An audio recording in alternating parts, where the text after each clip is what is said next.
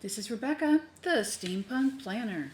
All right, I've got my B6 Daily out, and that is because we're reviewing a pen. This is a Pilot pen, and I am not going to butcher the name, so it's going above. There we go. This pen did come with a little instruction booklet and a black cartridge. Now, I don't like using cartridges. I can, not a big fan. I do know Pilot does not automatically supply the converter. I don't understand why, but they don't. Get over it, right? This is a fine nibbed pen. It is in cream with rhodium. You can see Pilot is engraved on the side of the pen under the clip. It is a very lightweight pen. The body is great. The cap has a really good closure. I'll have you listen to the click later. The nib does say Pilot, and I apologize that it's not in focus. We are speeding this up for you so that it doesn't take a long time to discuss. Here is where I want to show you that it does not come with a converter. Because I have started out my fountain pen collection with Pilot Click and Mujon Click, I do have both of those converters. You can see here I have the Pilot Con 40 as well as the Mujon converter. Now I'm starting with the Mujon converter because I really would rather not get into the Pilot converter right now. Just in case I have a more expensive pen that I want to use this converter for. And the plunger on it screws up and down beautifully. So we're going to go ahead and get this pen filled. I'm using the Ferris Wheel Press lead cast letters, which I've already done a review. Please take a look. I really love this color. It is a beautiful, beautiful warm gray. In filling this pen, I noticed I could not see how far the feeder was in, and it would not fill. I cut a lot of this out because you didn't need to see my frustration. So what I've decided to do is show you another way of filling cartridges and converters. Better for the converter. Cartridges a lot of times don't like to be reused. So I leave that to you and your hands. So what you want to do on a converter is screw the plunger so it's all the way down or at the length that you want. And then I used the pipette that came with the Mujon converter and only filled the cartridge halfway because half of January is already done and I don't need a full cartridge. I'm making sure that that has made a really snug fit before I clean up. Now at this point, a lot of different fountain pen users will go ahead and start writing with it. I don't. I recommend flipping this upside down to get the air from the bottom of the cartridge to the top so that the ink is at the bottom where I need it, and then put the body on it and lay it down. This allows the feeder to start getting a little bit more ink and not so much air. So here we go with the cap. That wasn't that loud of a click, but it was a good, snug fit on that body.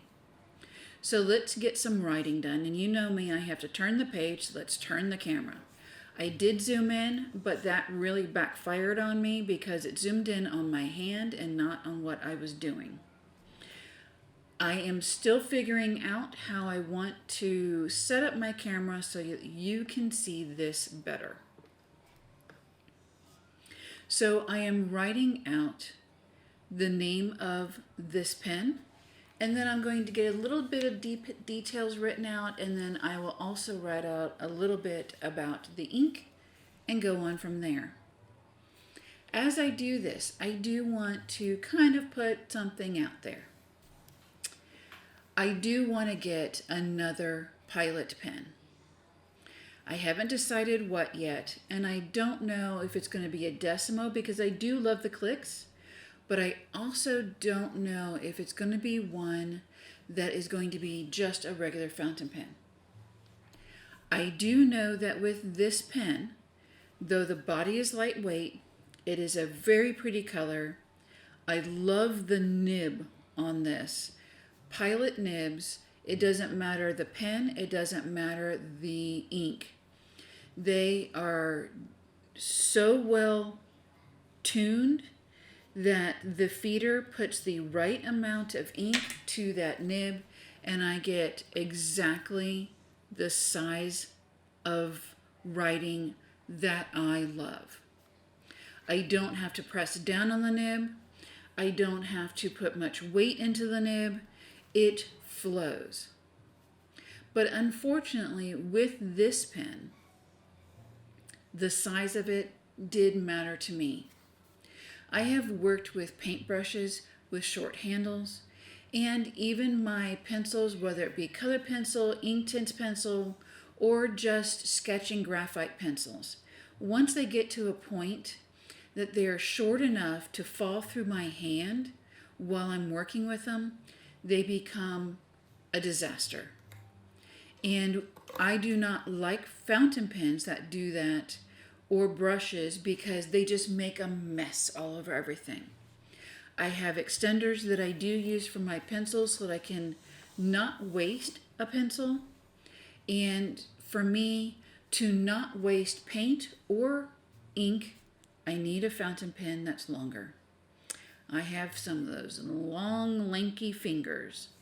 So, I will probably not get any smaller. I know that there are pens out there that are made for travel, and they're made small. I can't use those. As it is right now, pinching on this pen just to keep it in place in my hand is causing my hand to cramp. So even though I love the feel of the pen, how it's writing, how it's flowing, I will continue to use this throughout January, but that might be all. I'll let you know. I do want to mention that I am looking at going to one of the pen conventions this year, but I don't know which one. And right now my husband's and my finances took a bit of hit in January due to our family emergency. That needs to be paid down and paid off before I think about doing anything else. But I will let you know. I do also want to let you know, should you see me out, please do come up and say hi. You can very easily go, Steampunk Planner, and I will go, yes, and I will be happy to meet with you. Even when I'm with my family, they understand. Also, I am going to show you all of the pens laid out in a moment, just so that you have an idea of what I'm talking about. I know you've seen my hands. Here we go. I did do a little doodling with the pen just to see if I would like drawing with it and everything, and even that was a little difficult. So here I am laying out my Esterbrook Raven, my Winter White, as well as the new Scrivener, and I already complained on how short that was, but here is the new Pilot. Really, whoa.